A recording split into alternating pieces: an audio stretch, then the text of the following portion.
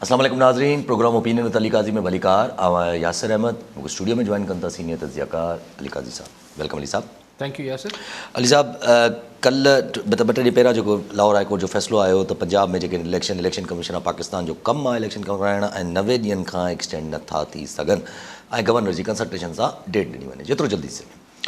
त अॼु मीटिंग हुई इलेक्शन कमीशन ऑफ पाकिस्तान ऐं गवर्नर पंजाब जी, पर गवर्नर पंजाब अली रहमान साहब चवनि था त I have the right to go to the courts, मां कोर्ट्स खे कंसल्ट कंदुमि, मूंखे कुझु पंहिंजे रोल जे बारे में सवाल आहिनि जेके मां कोर्ट में रखणु चाहींदुमि ऐं पंहिंजे कॉन्स्टिट्यूशनल एक्सपर्ट सां राय वठी करे पोइ कोर्ट में पोइ फ़ैसिलो कंदासीं इलेक्शन।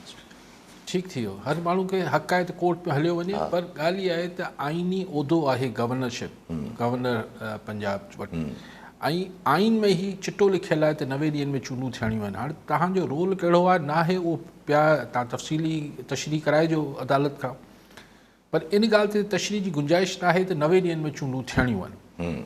हाणे तव्हां भले कहिड़ा बि बहाना करे वठो, कहिड़ा बि किसा करे वठो, सही पाकिस्तान वटि पैसा कोन्हनि, सही फलाण न आहे, असां वटि नफ़री न आहे ॾियण लाइ, इलेक्शन त सर जी 90 ॾींहंनि में कराइणा आहिनि ऐं 90 ॾींहंनि में नथा थियनि, यानी 14 अप्रैल ताईं अगरि इलेक्शन पंजाब में नथा थियनि त इन में भले केरु कुझु बि चई विझे, जी हा, सही सिधी आइन जी भंकड़ी ऐं बेसिक्स ऑफ आइन जी थींदी। यस, चवनि था पैसा कोन्हनि। अॼु के दोस्त ख़बरूं कयूं पई 50 अरब रुपया हीअं डिजिटल सेंसस ते ख़र्च थियनि। यस, जेका 1 मार्च खां शुरू थिए पई, 50 अरब रुपया ख़र्च थींदा। टेक्निकली आदमशुमारी थींदी आहे हर 10 सालनि खां पोइ, त 2017 में थी त हाणे 2027 में थियणी हुई, पर MQM जी फरमाइश, ॿिए जी फरमाइश, पीपल्स पार्टी जी, त चवनि त ठीकु आहे भई हाणे करायो। हाणे इन में बि ॾिसो, आदमशुमारी ज़ाहिर आहे त हिकिड़ो डेलिकेट मसइलो न, ऐं हिनखे को माण्हू ईअं इग्नोर बि नथो करे सघे। हाणे थिए पई त हीअ जेको पहिरीं त छा हो त हिकिड़ो फ़ौजी जवान बि गॾु हूंदो, कानून लागू कंदड़ को न को गॾु हो, जेको 2017 में थी, त हू जेको अमलो ईंदो उहो बि थोरो ख़्यालु कंदो, हीअ बि नोटिंग कंदा, फ़ौजी जवान बि नोटिंग कंदो। हाणे हिन दफ़े छा थींदो त हू अकेलो हमरा ईंदो टैबलेट खणी ऐं हुन में डिजिटली हुनखे फीड कंदो। असां वटि किथे वेंदो किथे न वेंदो इन जी हिन दफ़े जेका 1 मार्च खे थींदी इन जी का ख़बर न आहे, ऐं न हुते को चेक एंड बैलेंस आहे। मिसाल हिकिड़ो चेक एंड बैलेंस इहो थी जेको मूं तव्हांखे चयो, ॿियो इहो हुजे थो त हिन दफ़े जेको ॿुधूं पिया त सेंसस जेके आहिनि आदमशुमारी जेका बि हू अमलो करे ॾींदो उहो ॾींदो वञी असिस्टेंट, जेको इलाइक़े जो असिस्टेंट कमिश्नर आहे उन वटि हू पोर्टल ते पंहिंजो डेटा मोकिले ॾींदो। हाणे असिस्टेंट कमिश्नर खे जेको मुबैना तौर ते चयो पियो वञे त असिस्टेंट कमिश्नर खे इहो इख़्तियार नाहे त हू जेको बि हेठि मास्टर या क्लर्क जेको बि करे ईंदो उनखे वेरीफाई करे। यस, ओ वेरीफाई जो इख़्तियार न। हाणे इहो मुंहिंजे लाइ बिल्कुलु हिकिड़ी अजीब व ग़रीब ऐं ग़ैर मंतकी ॻाल्हि आहे त पोइ छा असिस्टेंट कमिश्नर हिकिड़ो जेको टपाली आहे छा तव्हां वटि जमा करायो पिया ऐं हुनखे वेरीफाई करण जो, अगरि तस्दीक करण जो, यानी जेको वणे लिखी अचे। ॾिसो 2017 हुन खां अॻु के ज़माने में कब्रिस्तान जी क़बरनि ते बि शीन लिखियलु हूंदा। शीन मतिलबु हू शुमार थी वियो, घरनि जे ॿाहिरि शीन लिखियलु हूंदो आहे। त ॻाल्हि इहा आहे त हीअ अगरि वेरीफाई न थींदो त जेको वणे हू जेको बि न्यूमरेटर आहे, उहो जेको वणे लिखी ॾेई छॾे, असिस्टेंट कमिश्नर हुनखे वेरीफाई न करे सघंदो। इहो तमाशो अजीब आहे। टियों मूंखे अजीब तमाशे जी ख़बर पई त भई हिन दफ़े जेको फॉर्म ॾियनि पिया, जेको भरबो आदमशुमारी जो 2017 में, हुन खां अॻु बि पहिरीं थींदी घर शुमारी, त हीअ घर आहे, पोइ हिन घर में 5 फ़र्द आहिनि, 6 भाती आहिनि, 8 भाती आहिनि। हिन दफ़े घर ई कोन पिया ॻणनि, घर न पिया ॻणनि, सिधो हेड काउंट ते हलिया विया। हेड काउंट ते त पोइ सुभाणे अगरि मुंहिंजो घर न ॻणी त आउं किथे वञी चैलेंज कयां? ज़रा मुंहिंजो घर न ॻणियो वियो त माना मुंहिंजे घर जी फैमिली खे बि न ॻणियो वियो। अगेन नॉनसेंस ॻाल्हि आहे। त तव्हां पहिरीं यूनिट खे ॻणंदो ऐं यूनिट जी बुनियाद ते तव्हां ॾिसंदो त हिन यूनिट में, यानी घर यूनिट, उन यूनिट में केतिरा भाती रहनि था नथा रहनि। पोइ त तव्हांखे घर वञण जी ज़रूरत ई न आहे। सदर जे बारात हुते किथे बीह रहो, आए चंदूगढ़ रोड ते माण्हू ॻणणु शुरू करे छॾियो। तव्हांखे हुनखे कंहिं सिस्टम में आणणो आहे त यूनिट में आणींदो न। घर हिकिड़ो यूनिट आहे। सो हिकिड़ी अजीब ग़रीब, लॉजिक नाहे ही ऐं हिन में बहरहाल सिंध जे माण्हुनि खे ज़रूरु काउंट कराइणु खपे, इन करे न आहे त को बेईमानी करणु खपे, न बेईमानी पाण करणु खपे, न कंहिंखे बेईमानी थियणु ॾियणु खपे।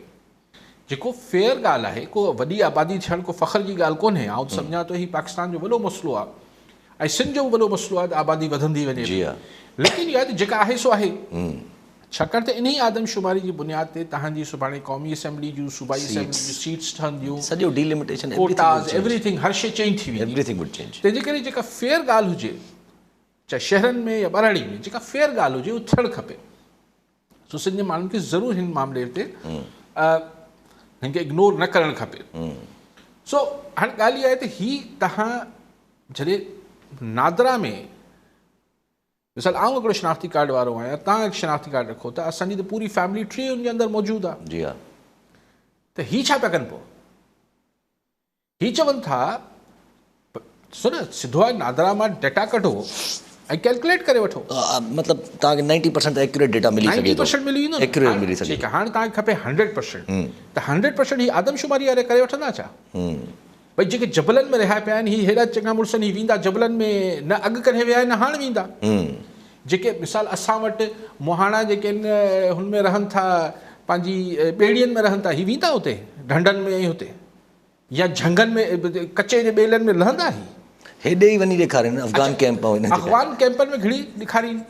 अच्छा, जेके ख़ुदि कराची में जेके सफ़ा स्लम्स आहिनि, जेके कची आबादियूं, त आउं चवां थो भई जंहिं माण्हू नादरा में पंहिंजी एंट्री न करायल आहे, जी हा, जंहिं शनाख़्ती कार्ड न ठारायो अथसि, माना हू पंहिंजे पाण खे हिन सोसाइटी जे जेको फॉर्मल सेक्टर आहे उनमें हू शरीफ़ माण्हू पंहिंजे पाण खे गिणे ई कोन थो, जंहिंखे शनाख़्ती कार्ड जी ज़रूरत न पई आहे।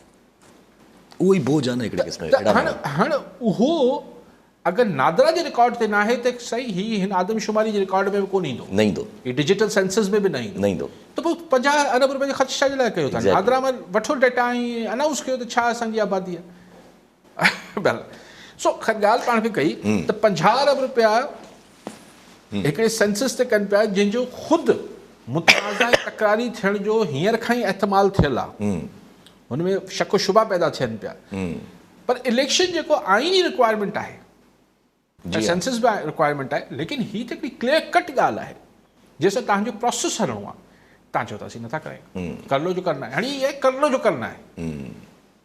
ऐं सभु जेके डिजिटल आदमशुमारी कनि था, शायदि पोइ उनजो जेको पहिरियां बि इहो ई हले पियो त इन में इहो ॻणियो वञे त न के उहे माण्हू जिन जो NIC हिन सूबे सां तालुक़ु रखे थो या कहिड़ी बि जॻह सां तालुक़ु रखे थो, बल्कि उहे माण्हू जेके जिथे रहनि था उहे ॻणिया वञनि, पोइ उहे उतां जा ॻणिया वञनि।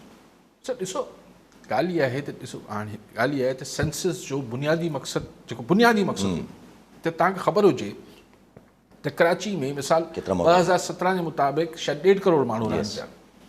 मिसाल 1.5 करोड़ न आहिनि त 1.25 करोड़ माण्हू आहिनि, त पोइ ख़बर पवंदी त एक्चुअली पाणी केतिरनि खे ॾियणो आहे, रोड केतिरनि लाइ ठाहिणा आहिनि, ही ट्रांसपोर्टेशन, हे हो, फूड, अटे जो कोटा, कणिक जो कोटा, एवरीथिंग।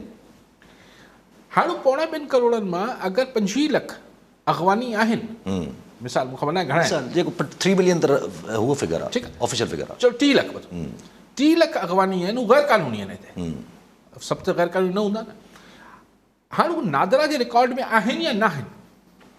अगरि नादरा जे रिकॉर्ड में आहिनि त तव्हां ॻणी वठो, अगरि नादरा जे रिकॉर्ड में न आहिनि त हू चरिया आहिनि जो हिननि खे अची ॿुधाईंदा त असीं वेठा आहियूं हिते। जी हा। सो लॉजिक नथी ठहे। ऐं उहे बि हिते वञे जॾहिं तव्हां 25 करोड़ 24 करोड़ माण्हुनि जे मुल्क खे ॻणणु वञो था त 100% असां जहिड़े हिकिड़े को ऑर्गेनाइज़ मुल्क हुजे न, कहिड़ो को टेक एफिशिएंट मुल्क आहे असांजो, जो इहे जियो टैगिंग आहे, जियो इहे सॼो करे इन जी ॻाल्हियूं जेके ऐं सभु जेके इलेक्शन मुलतवी करण जी जेका नून लीग न मंतक अचे थी, नून लीग वारा चवनि था त इलेक्शन अगरि असां करायूं था ईअं त इहो ताउमर लाइ असांजी पॉलिटिक्स खे टेंट करे छॾींदो, सेपरेट अगरि इलेक्शन्स अगरि कराया था वञनि, इहो डेमोक्रेसी लाइ बि सही न आहे। ईअं ज़िमनी आहे, हिननि इलेक्शन्स में फ़र्क़ु हूंदो आहे। हू चवनि था त अगरि जेको सूबा खटियल हूंदा, पोइ जेके सूबो पार्टियूं खटियल हूंदियूं उहे पोइ ॾाढो इन्फ्लुएंस कंदियूं जेके बि बाद में इलेक्शन्स थींदा। सही ॾिसो, ॻाल्हि इहा आहे त नवाज़ लीग अगरि इहो चए थी, अॼु तव्हां ॿुधायो उन्हनि जे अॻुवाणी इहो बयानु ॾिनो आहे त वॾो दाग़ लॻी वेंदो नवाज़ लीग ते, सियासत ते नवाज़ लीग जी, त भई हुननि इहो कीअं थियणु ॾिनो त सूबनि में पहिरीं थी वञे ऐं मर्कज़ में बाद में थिए, ॿिनि सूबनि में पहिरीं थी वञे, अलॻि अलॻि इलेक्शन में। पर आउं सम्झां थो त चलो इहो दाग़ अलाए कीअं लॻी वेंदो, अलाए कंहिं मुल्क जी छाकाणि त आइन जी का भञकड़ी न आहे। जी हा आइन तोड़ण जो जेको दाग़ लॻंदो उहो ॿी शइ उहो नवाज़ लीग नथी ॿुधाए त उहो दाग़ कीअं धोई, उहो त उन पाउडर सां कोन धोपबो। जी हाँ जी हाँ जी हाँ ये दाग अच्छा भी नहीं होता, तामर याद रखना दाग तो अच्छे होते हैं, ये दाग तो बिल्कुल अच्छा नहीं होगा। तामर याद रहंदो ताउमर माण्हुनि खे यादि रहंदो त नवाज़ लीग हुकूमत जेको आहे आइन जी रूह खे टोड़े छॾियो जी हा ऐं इलेक्शन न कराया। जी हा बाक़ी जेसिताईं सवाल इहो आहे त सही हू इन्फ्लुएंस कंदा, धांधली कराईंदा, त हींअर तव्हां वेठा आहियो, तव्हांजी पसंदि जी केयर टेकर गवर्नमेंट वेठी आहे, पोइ त मुल्क में भला इलेक्शन ई न करायो। जी हा ईअं अगरि करणा आहिनि इलेक्शन खे तव्हां फेयर थियणु ॾियो न यार। इलेक्शन खे मतिलबु बेईमानी खे इनकरेज न कयो, हौसला अफ़ज़ाई न कयो। अच्छा पीपुल्स पार्टी तयारु थी आहे, पीपुल्स पार्टी चवे थी त असां सभिनी पार्टियुनि सां ॻाल्हाईंदासीं, बिलावल साहब चवनि था सभिनी पार्टियुनि खे जेको आहे उहो चवंदासीं त कोड ऑफ कंडक्ट जेको आहे उहो फाइनली डिसाइड कयूं ताकी मुल्क जेको आहे उते वधी सघे। फाइनली सम सेन वॉइस Yes. हिकिड़ी समझदारी जी ॻाल्हि ॿुधण में आई त भई हिकिड़ी हालत आहे मुल्क जी, हुन हालत में तव्हां चओ था त हू तव्हांजी ऑल पार्टीज़ कॉन्फ्रेंस हलाए न कारे वई? शहबाज शरीफ़ वारी किथे वई, गुम थी वई ज़ाहिर उहो PTI न अची आई त पोइ APC जो को फ़ाइदो ई कोन हो। हीअं बिलावल साहब चवनि था त असीं PTI खे बि उनमें दावत ॾींदासीं, को वफ़्त वेंदो, बिल्कुलु इंगेज थिए त PTI अचे न अचे इंगेज त थिए। भई तव्हांजो वफ़्त वेंदो PTI पीपुल्स पार्टी जा, PTI जा अॻवान भला धिक ॾेई त घरां कोन कढंदा न, मुलाक़ात कंदा, पोइ ॻाल्हियूं थींदियूं, पर अच्छा ये नहीं तो वो ॻाल्हियूं थियनि न। लेकिन बिलावल साहब जी कल्ह जुमिलो हिकिड़ो इहो बि चयो त आइन जे ख़िलाफ़ ऐं जमहूरियत जे ख़िलाफ़ को बि अगरि वार थियो त असीं साम्हूं थी बीहंदासीं। त मूंखे इहो महसूसु थियो त किथे बिलावल साहब खे बि घणो वॉशिंगटन में अॼुकल्ह ऐं वेस्ट में बि रहनि था, त किथे का सुड़गुण आहे छा त पाकिस्तान में जमहूरियत ऐं आइन फ़ारिग़ थिए पियो। ईअं मूंखे ख़बर न आहे, मूंखे त कोई अहिड़ी सुड़गुण न आहे त इहा छो ज़रूरत महसूसु कनि पिया त ही जेको आहे पॉलिटिकल पार्टीज़ में को मुंहुं माणपे में पॉलिटिक्स थियणु शुरू थिए। छाकाणि त इहा ॻाल्हि अगरि इहा ॻाल्हि त तय आहे न यासिर त ही जीअं सियासत गुज़िरियल 8-10 महीननि खां थी आहे हिन मुल्क में, अगरि त ही को ॿियो दौरु हुजे हा, पाकिस्तान वटि को 20-25 अरब डॉलर हुजनि हा त इन महिल ताईं सभु को फ़ारिग़ हुजे हा। इहो त तय आहे। सो मे बी हाणे अहिड़ी का सुड़गुण थी हुजे त भई छा कयूं भला, ॿियो को तरीक़ो ई कोन्हे, सियासतदान ॻाल्हि ई नथा सम्झनि। छो सम्झनि तव्हांजी?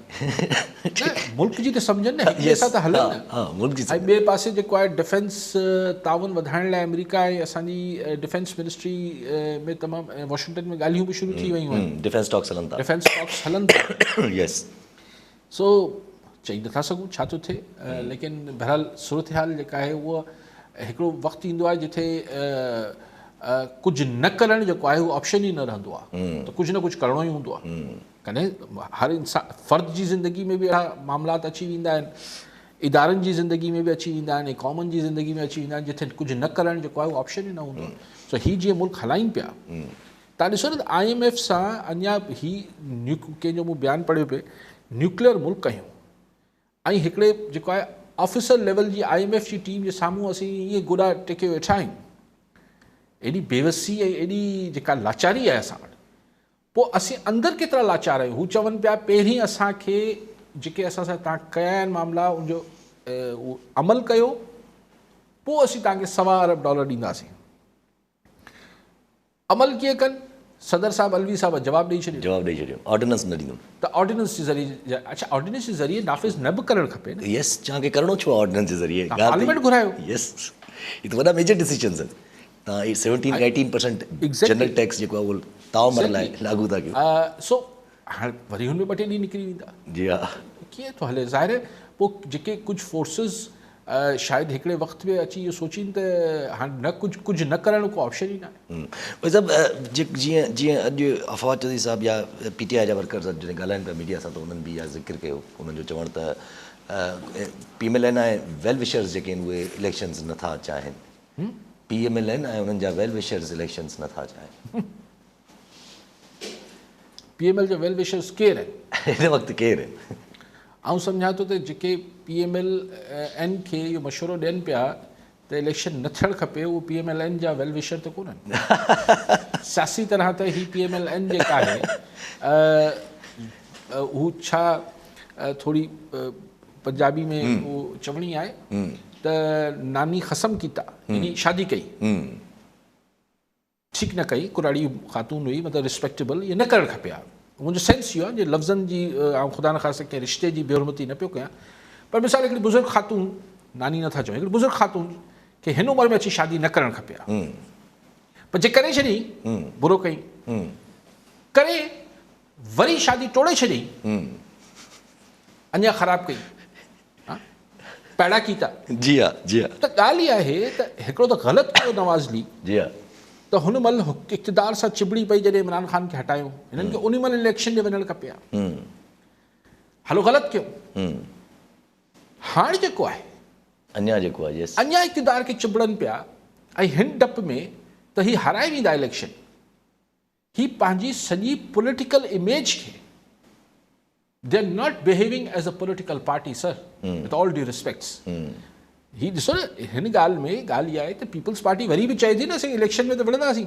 जी हाँ वो तो चवे थी जी हाँ PDM वाला के नथी विढ़े अच्छा पीपल्स पार्टी चलो इन प्रिंसिपल में पाण हुनखे इहे नंबर प्रिंसिपल जा बि ॾेई सघूं था त उसूलनि जी ॻाल्हि बि करे यस पर पाण हुनखे सियासी तरह बि वारो खाए थो पीपल्स पार्टी खे जी हाँ त भले हराए वञे पंजाब में पर बीहंदी त सही न वरी पंहिंजो रस्तो त ठाहींदी न अंदरि माण्हुनि में जी हाँ त नवाज़ लीग छा पई करे नवाज़ लीग जेको आहे उहो ग़लती ऐं ग़लती ते ग़लतान पई करे पोइ कंहिंजी पक आहे छा त का अहिड़ी का पक आहे छा जो एॾो सी पक त इमरान ख़ान खां वधीक कंहिंखे हुई छा इहे पकूं कंहिंखे हूंदियूं आहिनि इहे पकूं कंहिंखे हूंदियूं आहिनि केसि ताईं रहंदियूं आहिनि जी हाँ वक़्तु ई मुल्क ईअं हलंदो ऐं पोइ हीअ हिक ॿिए खे भले सपोर्ट कंदा रहनि जी हाँ अलसबत मरियम नवाज़ शरीफ़ साहिबा चवनि थियूं त माना बाक़ायदा उन्होंने ॻाल्हियूं कयूं त कहाँ गया उनका पूरा बयानिया इमरान खान साहब का अमेरिका से माफ़ी मांग ली या बकाया ॻाल्हियूं त उन्होंने कयूं पर उन्होंने हिकिड़ी इहा बि ॻाल्हि कई उन्होंने इस्टेब्लिशमेंट का साथ छोड़ने के बाद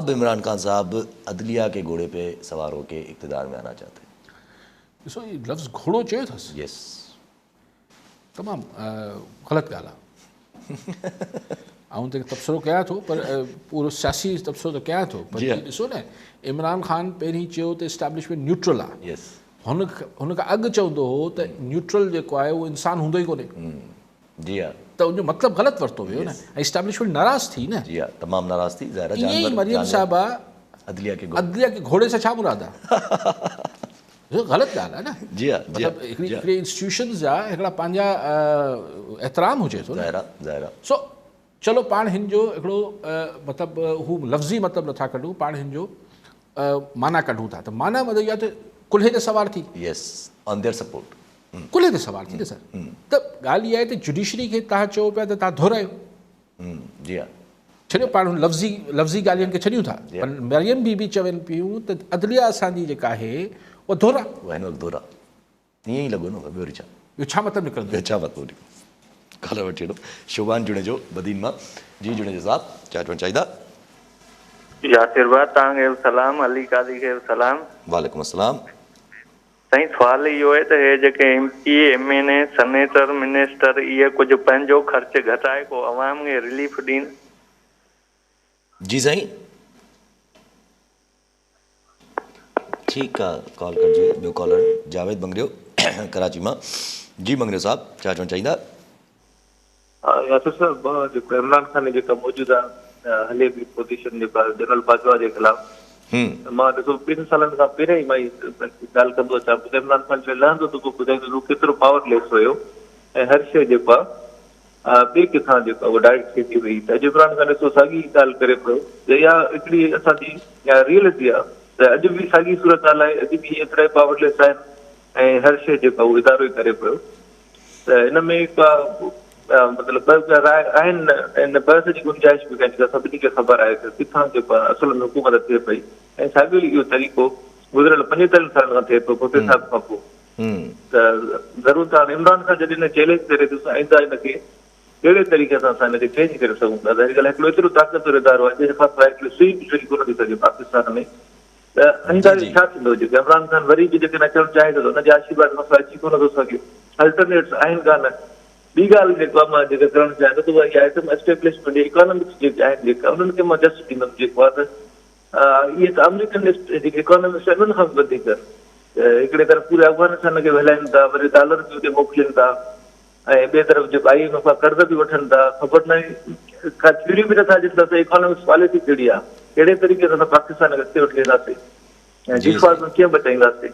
जी साईं। ऐं पोइ बि जेको आहे ॾिसो लॻा पिया आहिनि, हाणे ख़बर न अलाए घटि में थ्योरी ॾियनि त नोबेल प्राइज़ वग़ैरह मिले त 1969 में जेको आहे टिम्बरटन वग़ैरह खे मजबूत थी करे उन थ्योरीज़ खे जेको आहे उन्हनि खे नोबेल प्राइज़ मिलियो, उन्हनि शायदि हिकिड़ो शानदार कमु कयो हुयो। मां सभिनी खे गुज़ारिश कंदुमि त घटि में घटि किताब का थ्योरी वग़ैरह ॾियनि त जीअं असांखे थोरी रहनुमाई मिले त आख़िर पाकिस्तान वञे कहिड़ी डायरेक्शन में पियो, इकोनॉमिक पॉलिसी कहिड़ी आहे असांजी। जी साईं, ठीकु आहे। जेतिरी ॻाल्हि मूंखे सम्झ में आई मंगरे साहब, पहिरीं हू शुभान साहब चवनि पिया त अवामी नुमाइंदा जेके आहिनि पंहिंजो ख़र्चु घटाइनि। साईं पंहिंजो ख़र्चु कहिड़ो घटाइनि? करप्शन वारो। एॾी अच्छा करप्शन तव्हां चओ पिया, साईं जुड़े पिया, अहिड़ी का ॻाल्हि न कई, ग़लति ॻाल्हि न कंदा कयो, उन्हनि चयो पंहिंजो ख़र्चु घटाइनि। हुननि जो त को ख़र्चु ई न आहे न पोइ। बहरहाल उहो पंहिंजो ख़र्चु सही छो घटाइनि, पंहिंजी महिनत सां कमाइनि था, छो घटाइनि। सो अच्छा मंगरे साहब चवनि था त पहिरीं ॻाल्हि जेका मूंखे सम्झ में आई त उहे चवनि पिया त इस्टाब्लिशमेंट इमरान ख़ान खे हलायो पिए ऐं हाणे बि उहा फ़ैसिला कंदी, हाणे बि जेका आहे उहा ई हलाइनि था पिया, हाणे बि उहो ई इदारो हलाए थो पियो जेका ही गवर्नमेंट हले थी पई। अच्छा ठीकु आहे। सही हाणे ॾिसो इहो त पाकिस्तान जी तव्हां त भुटे साहब ताईं बीहो, सवाइ भुटे साहब वारो पीरियड कढो विच मां, ऐं थोड़ा ॾींहं हू ॿिया शुरू वारा लियाकत अली ख़ान वारा, त बाक़ी त 70 साल इंस्टीट्यूशन ई सिर्फ़ु इहो हूंदो आहे त कॾहिं तमामु साम्हूं अची इदारो हलाईंदो आहे, मार्शल लॉ लॻाइणी, कॾहिं जेको आहे थोरो लिकी थोरो पोइते हटी, कॾहिं जेको आहे सफ़ा पोइते हटी, ऐं कॾहिं इमरान ख़ान जी सूरत में तक़रीबन साम्हूं अची। इमरान ख़ान जी सूरत में त हिकिड़ी हाइब्रिड सिस्टम हलियो पिए ऐं ॿिन्ही खे को एतिराज़ बि 3.5 साल न रहियो, बाद में इमरान ख़ान खे एतिराज़ थी वियो। त हाणे बि किथे न किथे मेजर पॉलिटिकल जेके डिसीशन्स आहिनि ज़रूरु वठंदा हूंदा रिगार्डिंग फॉरेन पॉलिसी, रिगार्डिंग हाणे इकनॉमिक। तव्हां कॉलर था? जी कॉलर पहुचंदा महताब अली नूर कराची मां। जी महताब साहब छा चवणु चाहींदा? अस्सलाम वालेकुम यासिर साहब, अली काज़ी साहब, अस्सलाम वालेकुम सर। वालेकुम सलाम। कुछ देर पहिरियां ॻाल्हि थी टाइम न्यूज़ जे प्रोग्राम व्यूज़ टाइम में निसार अहमद खोड़ो साहब सां। जी हाणे जेका अली साहब सां मां डिस्कस कयो पिए त अदलिया जे घोड़े ते सवार थी अचणु चाहे थो इमरान ख़ान, अदलिया जे हवाले सां ई हुननि जी राय इहा हुई त निसार खोड़ो साहब पाण उन्हनि जी ख़्वाहिश आहे पीपल्स पार्टी जी ऐं PDM गवर्नमेंट जी त 1 डे पोल थियणु खपे मुल्क में, ऐं ईअं न थिए त हिकिड़े ॾींहुं सूबाई इलेक्शन्स में सूबाई असेंबलीज़ में इलेक्शन थिए, उन खां पोइ वरी 3 महीननि खां पोइ मर्कज़ में थिए ऐं वरी सूबाई असेंबलीज़ में इलेक्शन थियनि। ऐं इनाम भट्टी साहब जी राय सां एग्री कंदे हुननि इहो बि चयो त थी सघे थो त इहो मामिलो वरी वाकई सुप्रीम कोर्ट में वञे। पोइ छा PDM गवर्नमेंट ऐं पीपल्स पार्टी मिली करे वाकई में ही चूंडूं जेके आहिनि इन हवाले सां सुप्रीम कोर्ट में मामिलो वेंदो ऐं ठीकु आहे। अच्छा मंगरे साहब जेका ॿी ॻाल्हि कई त असांजे मुल्क में को इकनॉमिक पॉलिसी आहे, साईं बिल्कुलु सही ॻाल्हि आहे। असांजे मुल्क में न असांजी को फॉरेन पॉलिसी जो कॾहिं को प्रॉपर मुंहुं मुहांडो रहियो आहे, न असां वटि पॉलिटिकल अफेयर्स कीअं हलंदा उनजो को मुंहुं मुहांडो रहियो आहे। इकनॉमिक पॉलिसीज़ त असां अॼु बि तव्हां ॾिसो त हर माण्हू वटि पंहिंजो इलाजु आहे। 1 डे एट अ टाइम वारी पॉलिसीज़ हलंदियूं। इसहाक डार साहब पंहिंजी डॉक्ट्रीन हलाए थो, मिफ्ता इस्माइल खे ॿुधो हू चए थो ॻाल्हि बि करे थो, अञा हू शबर ज़ैदी साहब पुराणो FBR चेयरमैन आहे, उहो बि अॼुकल्ह काफ़ी सोशल मीडिया ते हिते हुते ॻाल्हाईंदे ॿुधूं था। बंगाली साहब जी या कैसर बंगाली साहब त आउं चवां थो ठीकु आहे, बिकॉज इकॉनमी हिकिड़ी अहिड़ी शइ आहे त अगरि तव्हां साॼे पासे खां ॾिसंदो तव्हांखे हिकिड़ो सोल्यूशन नज़र ईंदो, लेफ्ट खां ॾिसंदो ॿियो ईंदो, अॻियां पोयां ॿियो हूंदो। सो ईअं आहे बि इकॉनमी को ईअं न आहे त बसि हर हंधि हिकिड़ो ई सोल्यूशन नज़र ईंदो, 10 सोल्यूशन थी सघनि था। त बहितर आहे त हीअ सभु हिकिड़े फोरम ते वेहनि ऐं हिननि खे पॉलिटिकल पार्टीज़ जो को मैंडेट ॾिनो वञे ऐं हिननि खे चयो वञे त भाउ 10 सालनि ताईं तव्हां पॉलिसी फॉर्मुलेट कयो ऐं इस्टेब्लिशमेंट ऐं जुडिशरी हुनखे बैक करे, सिंपल थियणु खपे। पर हाणे नाहे, न रही आहे ऐं अॼु खां पोइ बि न ठाहींदा त अलाए कॾहिं ठाहींदा। अगरि अॼु बि सिंगल इसहाक डार 1 मैन शो हलंदो ऐं हुन सां जेके 4 ब्यूरोक्रेसी में वेठा हूंदा ज़ाहिर आहे उते ब्यूरोक्रेसी जा सबऑर्डिनेट आहिनि, यस हम कयल हूंदा सफ़ा सेक्रेटरी फाइनेंस ऐं हीअ जेके बि हूंदा। हाणे इहे अगरि अकले कुल थी वेंदा त पोइ इहो मुल्क जो जेको हाल आहे उहो बसि ख़ुदा ख़ैर करे। सो घटि में घटि करे इसाक़डार उहो ई जेको संदसि मर्ज़ी आहे, पर हिकिड़ी कंसल्टेशन त थियणु खपे न। अच्छा हाणे ही लेकिन उहो न थी आहे सभु तव्हां छा था करे सघो। अच्छा मेहताब जी ॻाल्हि ते अचण खां पहिरियों अगरि सुवाल असांजी पॉलिटिकल पार्टीज़ बि त कॾहिं बि पंहिंजी इकोनॉमिक पॉलिसीज़ या इकोनॉमिक का इंडिकेशन त न ॿुधाई आहे। असां सम्झो त हीउ त मामिलो असांजो जेको आहे को अॻवान वॉर थी त असांखे डॉलर मिली वेंदा, को 9/11 थी वेंदो असांखे डॉलर मिली वेंदा। असां कॾहिं संजीदगी सां पंहिंजी इकॉनमी खे असां वटि इकॉनमी जो हमेशह कॉन्सेप्ट इहो आहे त भई थोरो बिजली सस्ती कयूं, महांगी कयूं, पेट्रोल सस्तो कयूं, महांगो कयूं। पर ॾिसो अॼु तव्हांजी मूं अख़बार में पढ़ियो पिए त तव्हांजो लोएस्ट जेके रेमिटेंसिस पाकिस्तानी ॿाहिरां जेको मोकिलीनि था 2 अरब खां बि हेठि किरी पियो आहे उहो अंक। न त तव्हां वटि 2.5 अरब डॉलर महीने जा ईंदा हुआ, हिन 2 अरब खां बि हेठि किरी पिया आहिनि, छाकाणि त तव्हां हिकिड़ी ग़लति पॉलिसी कई ऐं डॉलर खे झले वेठा हो त रेट ज़ाहिर ब्लैक मार्केट जे तहत इस्तेमालु। सो हाणे तव्हां वटि हिकिड़ो वॾो सोर्स हो, तव्हांजी जेका एक्सपोर्ट आहे उहो त उहो ई 2.5 अरब डॉलर ते वञी पहुती आहे। हीउ हिकिड़ो वॾो सोर्स हो, त ॿई त तव्हां वटि सोर्स आहिनि, टियों आहे पिनण।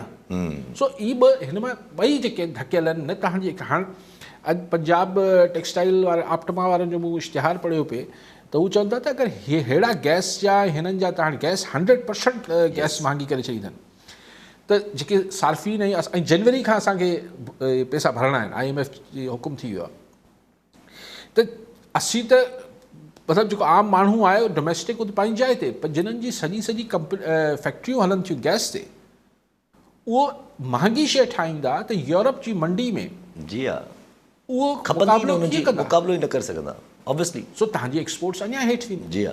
सो इट्स हिकिड़े ट्रैप में फासी पिया आहियूं, हिकिड़े जार में फासी पिया। साईं चवनि था, महताब चए पियो त साईं निसार खोड़ो साहिब जेको वणे चई वेठे, पॉइंट इज़ के ख़्वाहिश कंहिंजी छा आहे छा न आहे फ़र्क़ु नथो। मुंहिंजी ख़्वाहिश हिकिड़ी थी सघे थी, तव्हांजी ॿी थी सघे थी, टे जी ॿी थी सघे थी, लेकिन इहा त आइन छा पियो चए। जी हा। आइन त चए पियो 90 ॾींहंनि में करायो। हाणे तव्हां सुप्रीम कोर्ट में वेंदो त छा सुप्रीम कोर्ट आइन जी का नई तशरी कंदी छा? लाहौर हाई कोर्ट त करे छॾी आहे। ठीकु आहे, लेकिन थींदो आहे कॾहिं कॾहिं हाई कोर्ट जा फ़ैसिला सुप्रीम कोर्ट उॾाए छॾींदियूं आहिनि।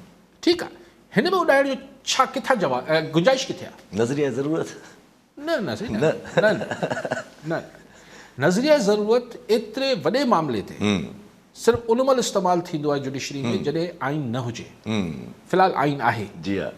सो आइन जे हूंदे सूंदे मिसाल अगरि को चए त अॼु खां पोइ आऊं जेके ही बुनियादी ॻाल्हियूं आहिनि तव्हां हिननि खे नथा छेड़े सघो जेसि ताईं आइन जेको आहे इंटैक्ट आहे।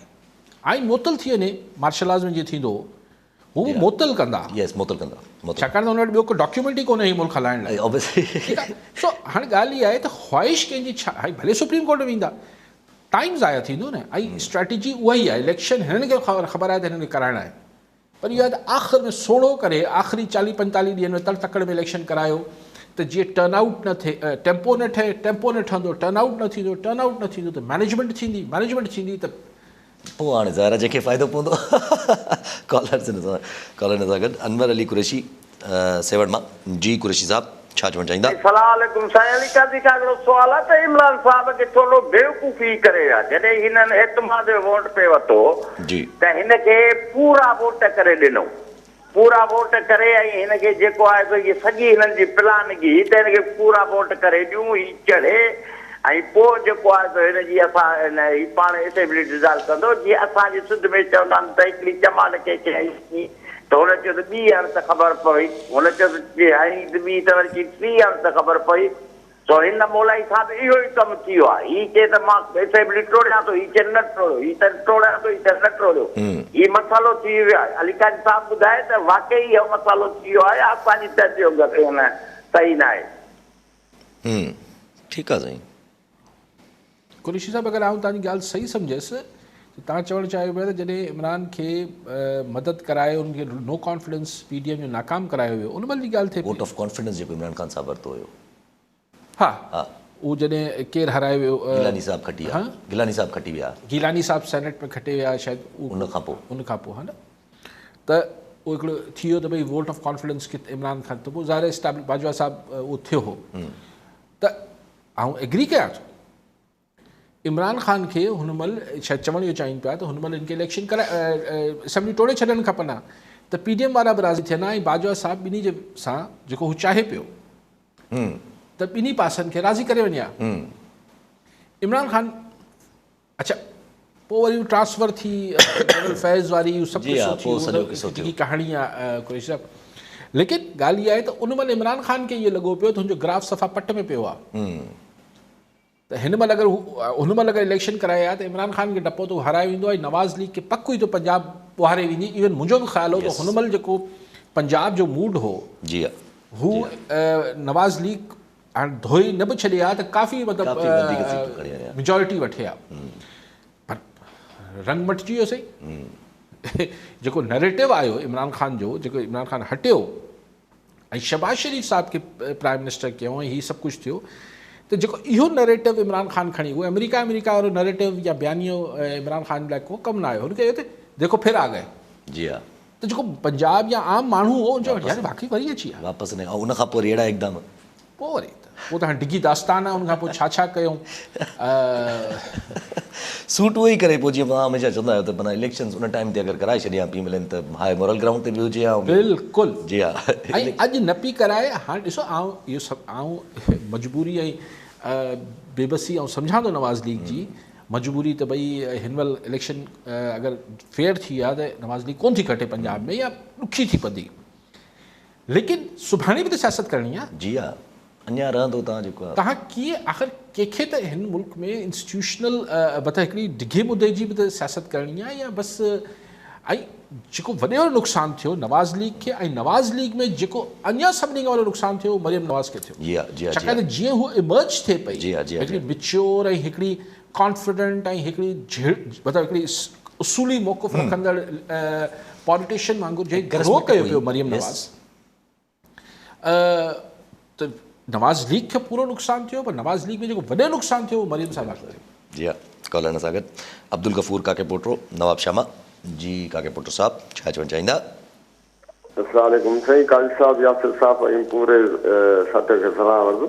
साईं काज़ी साहब खां मुंहिंजो सुवालु आहे त माज़ीअ में पाकिस्तान थियण खां पोइ जेको जमहूरियत जा कुझु असां अक्स बि ॾिठा, ऐं हींअर बि जेके टॉप पार्टियूं आहिनि उन में जेको आहे सो जमहूरियत ॿार त ॾाढो हिकिड़ो पब्लिक में मीडिया ते या पार्टियुनि अंदरि जेको जमहूरियत जो राग आलापीनि था, पर हींअर जेको मावर आहे, जेको मर्कज़ आहे हिननि सभिनी मेन पार्टियुनि जो, उन्हनि जी जेको नज़रूं ऐं आसरो उन्हनि खे इक़्तदार जो, उन्हनि जो जेको आहे सो आशीर्वाद पंहिंजे तौर ते इस्टेब्लिशमेंट ॾांहुं जेको आहे सो उहो पूरी कोशिशि करे रहिया आहिनि त जंहिं ते हथु रहंदो ऐं असां जेको आहे सो उनजे आशीर्वाद सां हुकूमत में ईंदासीं। बाक़ी जमहूरियत ऐं आवाम या उहे ॻाल्हियूं जेको आहे सो बीबी कॉलर फाइक अली मलिक गोसपुर मां। जी मलिक साहब छा चवणु चाहींदा?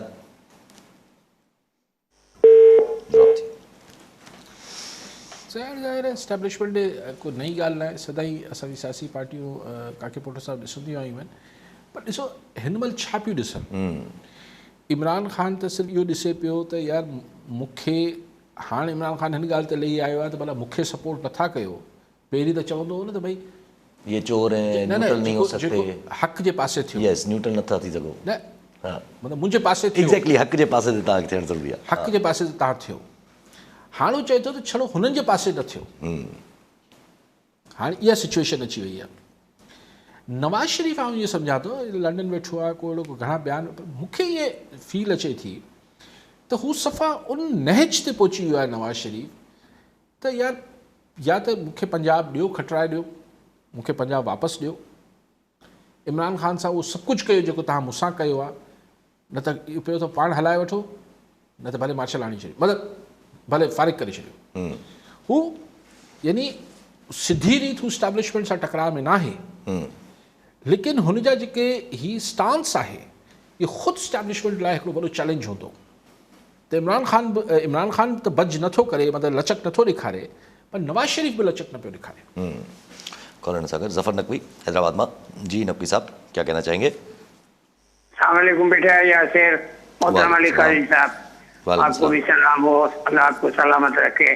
सर अब ये जो नई बहस छिड़ गई है एस्टेब्लिशमेंट की, मैं डॉक्टर मुबशिर हसन थे भुट्टो साहब के दौर में फाइनेंस मिनिस्टर थे, तो उनका भी यही कहना था कि हमें भी आज़ादी से हुकूमत नहीं करने दी। आज एक खातून का इंतकाल हुआ 106 साल की उम्र में, वो सैयद अकबर की मिसेज थी जिसने लियाकत अली खान को कत्ल किया। बहुत बड़ा घर उसे अलाट हुआ, उसके बच्चे पैदा हुए, 4 बेटे थे। उसके बाद वो जो चौकीदार सिपाही था गेट पे, उससे शादी की, माशाल्लाह 8 बच्चे, और वो बड़े ठीक ठाक यूरोप भी रहे, लंदन भी रहे, और ये तमाम चीजें अब एक्सपोज होती चली गई हैं। बड़ा यानी वो लियाकत अली खान बेचारा जो अपनी प्रॉपर्टी छोड़ के आया इंडिया, उसके बच्चे यहाँ नौकरियों के लिए रुलते रहे, सब कुछ। इस्टेब्लिशमेंट बहुत ताकतवर है, लेकिन काजी साहब मेरा आइडिया वक्त कम है। अब जो जैसे जावेद चौधरी का कालम है या जैसे आफ्ताब इकबाल साहब का बयान है, अब शायद ये मुरझाते जा रहे हैं। आप क्या समझ रहे हैं, लोगों में अवेयरनेस आ गई है और ये पीछे हटेंगे या नहीं? रोशनी डाले sir please. Thank you sir. Aftab Iqbal साहब तो इहो क्लेम कयो न त बाजवा साहब चवनि था त मूं वटि वीडियोज़ आहिनि इमरान ख़ान जो, अगरि मां लीक करण ते कयोमांसि त पोइ आफ्ताब इकबाल या चौधरी? न जावेद चौधरी त उहा ॻाल्हि कई हुई, हीअ वरी आफ्ताब इकबाल साहब ॻाल्हि कई। उस वक़्ति तव्हां वीडियोस कीअं पिया ठारायूं? एग्जैक्टली। पोइ माना जनरल फैज़ साहब जो इहो कमु हो या ॿिया बि हूंदा, ख़ैर हाणे कुझ में नथो पा त कीअं ठहनि थियूं, छा थियूं थिए, but what is this? Yes exactly what is छा दिस? लेवल छा आहे पॉलिटिक्स जो? हाणे हू चए थो त अॼु इमरान खान खे ख़बर पई थी त 22 ग्रेड के अफ़सर ने जो है बाजवा साहब लाइ चए पियो त हू जेको आहे रूस जी मज़म्मत करे पियो, तंहिंजे करे मूंखे बि करणी पइजी वई। त सर जी कॾहिं हुनखे सुपर किंग चओ था, कॾहिं 22 ग्रेड जो अफ़सर चओ था, तव्हां बि फ़ैसिलो करे वठो त करे वठो। छा हो ऐं तव्हां छो पियो हुनजी ॿुधी। इहो सभु एतिराज़ात तव्हांखे उन महिल छो न थिया जॾहिं हू तव्हांखे वोट ऑफ कॉन्फिडेंस वठाए ॾिए पियो या सभु शयूं तव्हांखे इलेक्शन खटाए ॾिए पियो। ये असां वटि बदनसीबी आहे, बहरहाल हिकु डिघी कहाणी आहे। नकवी साहब ने कहा कि अवेयरनेस आ रही है, इसका कोई फर्क। देखिए नकवी साहब, बात ये होती है कि ये तो तयशुदा एक अमर है, एक उसूल है कि जो चीज़ हवा में फेंकी गई है वो हवा में तहलील नहीं हो जाएगी। ये सारी इन्फॉर्मेशन जो आज के ज़माने में निकल रही है, ये सारी मालूमात और ये सारे ख़यालात, ये कहीं ना कहीं मौजूद हैं और कहीं ना कहीं आवाम के, आम आदमी के जहनों पर असरअंदाज हो रही हैं ये चीज़ें। ये बहस तलब मौजू नहीं है। बहस इस बात पे की जा सकती है कि क्या दुनिया की तारीख भरी पड़ी है कि जब उनके पास शऊर आ भी गया तो उन्होंने अपने शऊर की मुनासबत से कोई वो अमल भी कर पाए या नहीं कर पाए। बहुत सारे लोग बाशऊर लोग होते हैं लेकिन वो अमलन जो है कुछ नहीं कर वो मतलब एक बेअमली का शिकार होते हैं, तो उनका शऊर ना उनके अपने किसी काम आता है ना माशरे या समाज के लिए काम आता है। तो पाकिस्तान भी क्या, अब ये एक अलग मामला है कि क्या हमारे पास जो ये शऊर और ये सारी सब चीज़ें फैली हैं, इससे कोई कुछ उससे हासिल होगा या सिर्फ ये एक गुफ्तगू के लिए लोगों के पास इंफॉर्मेशन और जाविये बढ़ गए हैं? जी हाँ, जी हाँ, जी हाँ। ये एक सवाल है। जी हाँ, जी हाँ। क्योंकि अगर ये सारा किसी आदमी का बहुत इल्म और फहम हो और वो उसको वो इस्तेमाल ना करे तो वो किस काम का? जी हाँ, वो तो क्या हो सा? तो कभी कभी वक्त गुजर जाता है। अच्छा, वो ना समाज जब अपना इल्म और शऊर या फहम जब इस्तेमाल नहीं कर रहा होता है तो उसके बहुत सारे असबाब होते हैं। उनमें से एक बड़ा सबब यह भी होता है कि उस राइट टाइम पर, राइट मोमेंट पर राइट लीडरशिप नहीं होती जो उसको इस्तेमाल, जी हाँ, जो उस सारी सूरत हाल को देखिए। एक मॉब होता है, एक हजूम होता है। हजूम को अगर सही लीडरशिप मिल जाए तो उसको सही धारा पे डाल सकती है, सही सिमत में, लेकिन सही सिमत में डाल सकता है। लेकिन अगर वही हजूम लीडरलेस हो जाए तो उसको हम अनारकी कहते हैं, उसको हम जो है वो इनकलाब नहीं। इनकलाब वही है जो इनकलाब भी लोगों में शऊर लोगों को, लेकिन वो एक सिमत की तरफ बढ़ता हुआ एक रेला होता है। लेकिन जब हजूम बन जाता है तो शऊर हमें हजूम तो हम बने हैं اب دیکھیں کہ کوئی اس کو کہیں وہ فیض صاحب کے بقول کے کوئی ہاتھ لگا دے. دیکھیں جی ایسا ننढड़ी ॻाल्हि रखे थो, टाइम थोरो आहे घटि. अली वज़ीर साहब जेके आहिनि उहे रिहा थी विया कराची मां फाइनली. हाणे ॻाल्हि इहा आहे त असांजे मुल्क में हीअ जेको गद्दारी ऐं हीअ सभु शयूं इहे थियनि थियूं, माण्हुनि जी ज़िंदगियूं जेलनि में गुज़रनि थियूं. हीअ अली वज़ीर निकिरी आयो आहे, पर कल्ह जेको आहे शौकत तरीन ते फाइनेंस मिनिस्टर ते उहो ई बग़ावत जो केस. बग़ावत त मज़ाक थी वई, विराइजे थी, मज़ाक थी वियो. अचो तुम भी बाग़ी के ज़माने में बाग़ी वॾी ॻाल्हि हूंदी आहे. सोचे शौकत तरीन बाग़ी आहे, कमाल थी वियो.